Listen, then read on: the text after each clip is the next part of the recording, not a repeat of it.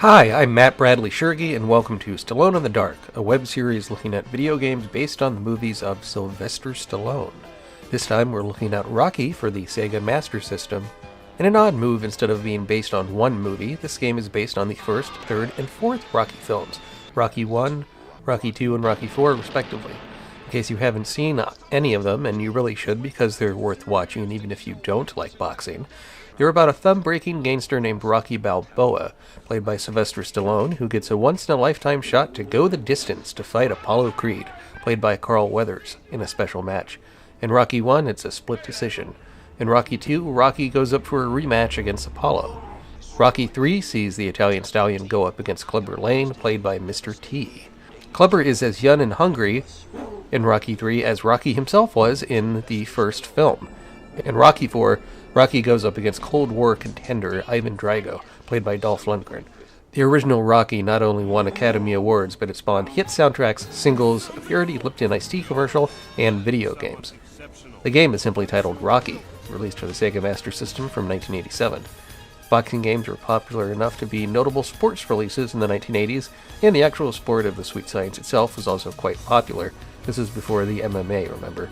The game came on a beefy 2 mega cartridge to capture the large character graphics on display. You face 3 different opponents, Apollo Creed, Clubber Lang, and Ivan Drago, in single-player mode, although in multiplayer you can play as any of these opponents, as long as one of you gets to play as Rocky. You fight your opponent on a 2D plane. You move Rocky left or right to get closer or further away from your opponent. You can duck or block with button 1 and a combination of the directional buttons, or you can land an uppercut, hook, or straight-on punch with button 2. Much in the spirit of the films, you can gain a bonus against your opponent if you complete the trainings before each match. A match can last up to 15 rounds, just like real boxing. 3 knockouts in 1 round nets you a technical knockout. In the game, Rocky first goes against Apollo Creed from the final fight in Rocky 1. You can tell it's not from Rocky 2 by the color of Rocky's boxing shorts. He wears black ones with a yellow stripe in Rocky 2. Not that I'm a Rocky fan or anything. Apollo Creed goes down easy, but Clubber Lang is another story. I sunk some significant time into trying to knock out Mr. T, and failed in seconds again and again and again. This game lacks the complexity of, say, Mike Tyson's Punch-Out on the NES. It is not worth your time unless you're a big Rocky fanatic. The generic music in this game is a real disappointment.